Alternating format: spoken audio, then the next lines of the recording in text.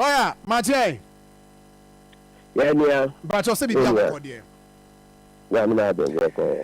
Now, we want to your tears here. OSP declare Kenneth Nana Yao Ofori Atta, the former finance minister, said, or ye fugitive for justice. But I don't know, tell me, what's my boy? Me at at what point did you declare a war in legal issues, any legal understanding? No, how do we understand that? I dare say, will be a fugitive for justice. At what point did you declare sir? Okay, so near what say, maybe kind, Yamramuno, Okofa and Nana, deal with these matters now. We minister say fugitive. This is the point we do it. There be a minister. We all want to say there's been practice into NFS. Adia da ama abese law. Okay, into be a horse ye pa. It's near law. It be so it me yes na afi chire who say there be way and camera na afi chim. Aha, into case we media ban say I feel a man for that I mean, I'm just showing you how it is. You see, the new lawyer, I'll be a friend, not with be a book, like I say, okay, enemy, law now, you can refer Act 30, criminal other offenses, procedure act. First, we better criminal a procedure code by a trust agreement, which is about criminal and other offenses, procedure act. Okay, but of course, okay, criminal code, procedure code. Now, man, for better, better, I say in the courtroom. Into Udium now, any criminal procedure, no, you ensure fugitive, in a trust, this is the point we declare. It's a police practice. Okay. Practice, now, see, you used to say, oh, you know, for me, you know.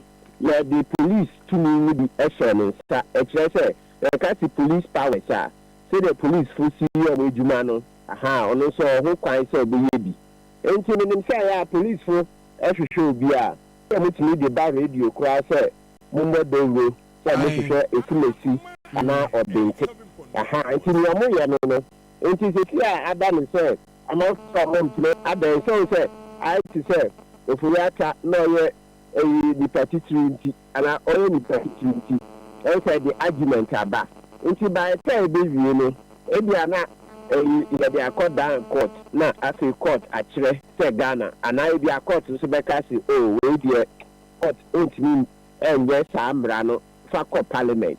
So to be honest, no, maybe what we should be looking at in say young farmer parliament young farmer parliament say on your home ra.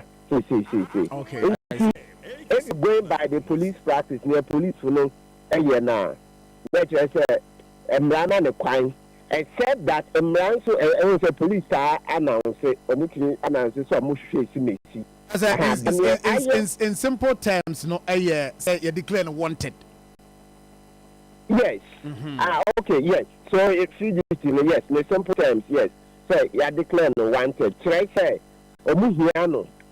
Say, police here no say, Oma Mebuama, Omumisa no question, Shushemu. You can't say Oma Mebuan Shushemu. It's not right. In law, no. And when I said this about police, in this case, OSC, and to make us police, and regular Dampari police, but OSC, because OSC has police powers. And when I said, yeah, there will be there. And so I send the back court, you know. On the boat, you know. Omaswe in case I can't see a baby could do unless it be a tree more word near different by charge and Casa be charged now bono. Your police station and now OSC honey at the bono. And law no wouldn't could do court now. I want you reading charges read and explained. And you have the bono.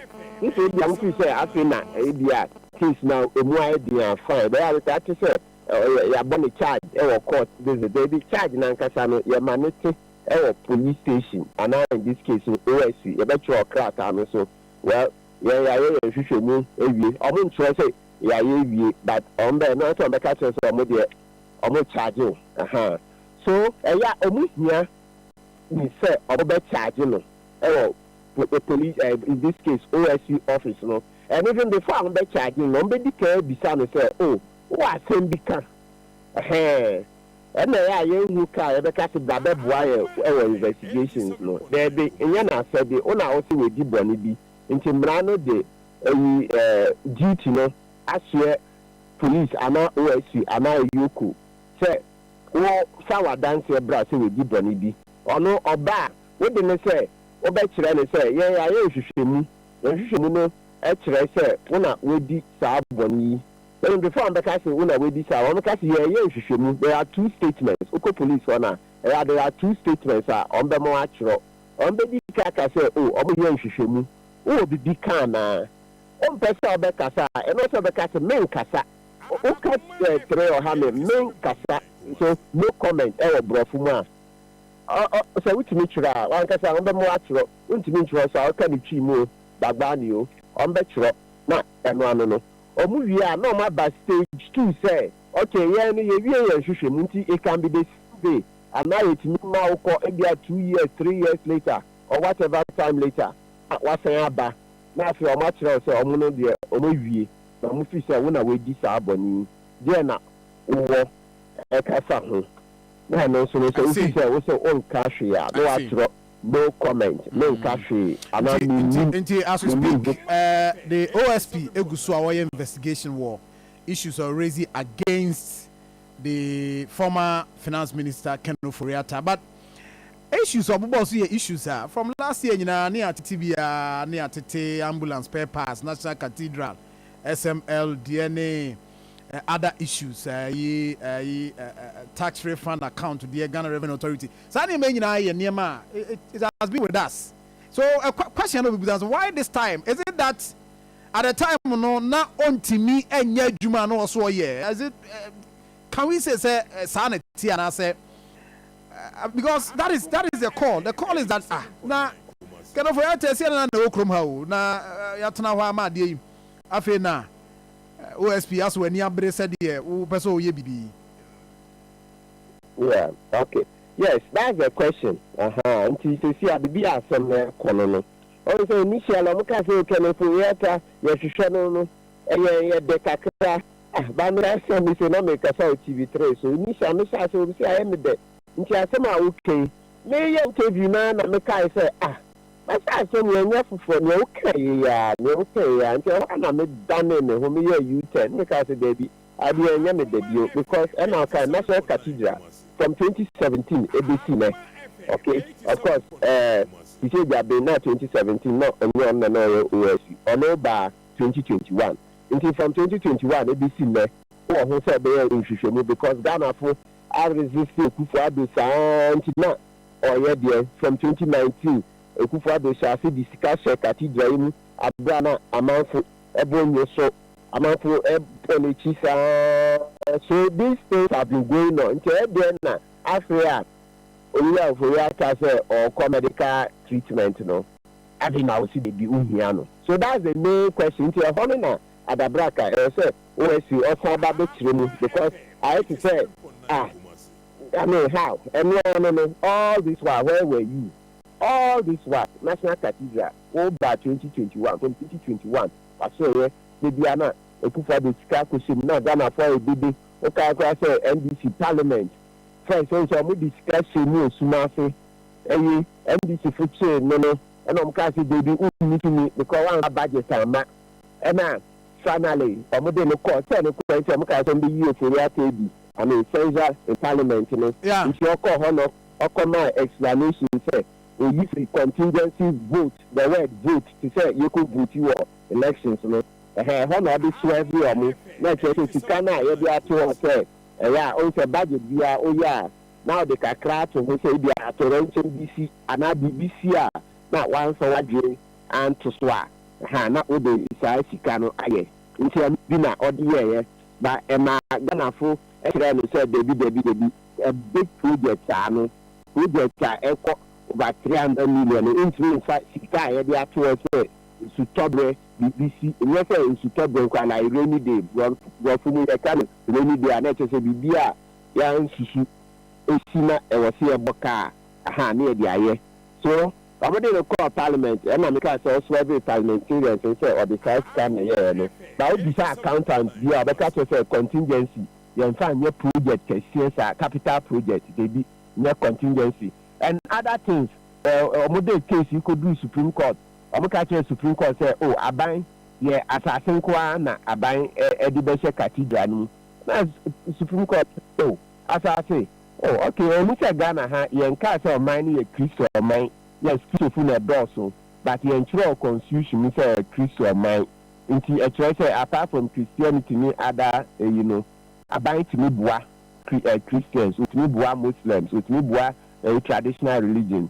nti aban ma asase a o enye is okay but omo free Supreme Court ana Akufo-Addo sha say edification on say nti I say amanfo bo Supreme Court subo say anke on say omo hwe na omo title na de no but eno no yentimi nka this is not for the program but me pa kire say you see the development me pa say all this was you know they were years before yesterday nti you see ebeka say ati no hwehwe Ofori Atta no de na I ma kakra so does that confirm the earlier comment or yes ono de oye ma ko rezi ankwanoma me de me kraba for there me ye de metimi me breso na me call does it confirm say at that time since I will take you over office onya ono ankasa this space to work as in say opeso ye na adwuma interference from government, the previous government.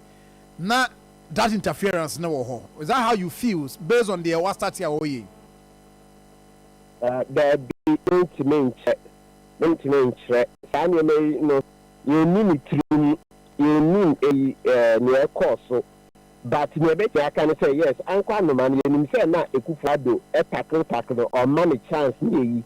But now can say all the cars me pain say say ena omantenyin ne na pamfo aye bantinu ka o kan ankwa no man ne dey bi on say Martinamidu Akufo-Addo friend say die japade report no ma Ofori Atta nhwemu bi ne say on so timi bie na no kan nti ho na me di hu ya pa say kisi eni ekukuduro dey bi odi ekukuduro kura o be gina na o keka de no in parables ye be say hu nti also sua opia na Akufo-Addo man no ka say o say sro because who di no ko na unsro anka also timi bie na no ka say na o man penin fo no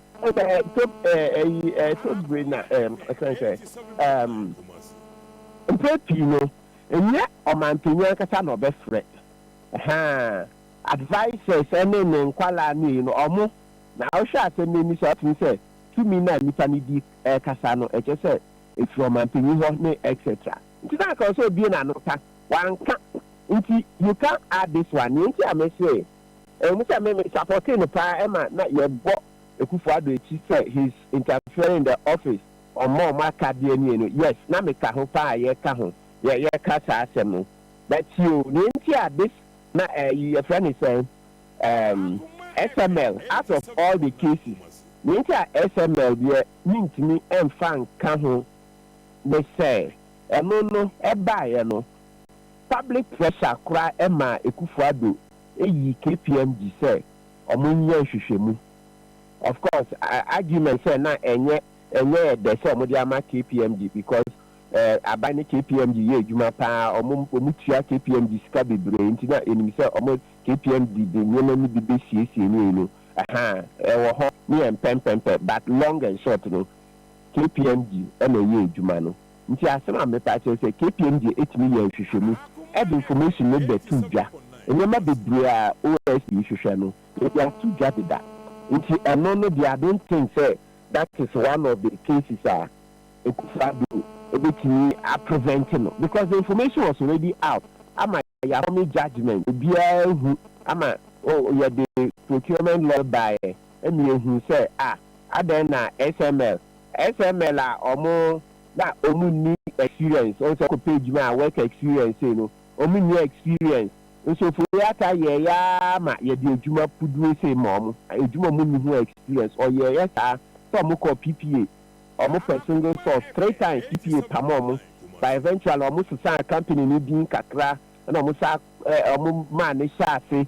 as on study mpanyinfo na ɔmo yɛ saa adwuma no nti ɔmo maa ne subcontract nti ɛyɛ kakra na afei ɔmo sa kɔɔ PPA ɛna afei bi sa go through nti nneɛma bebree wɔ hɔ a ɔmo yɛ a na ɛmfata yɛde ato dwa deda nti ɛno no deɛ yɛka sɛ still this type of eyi a ɛwɔ bedwam no Ekufado was still preventing Kisi from doing it, from investigating her.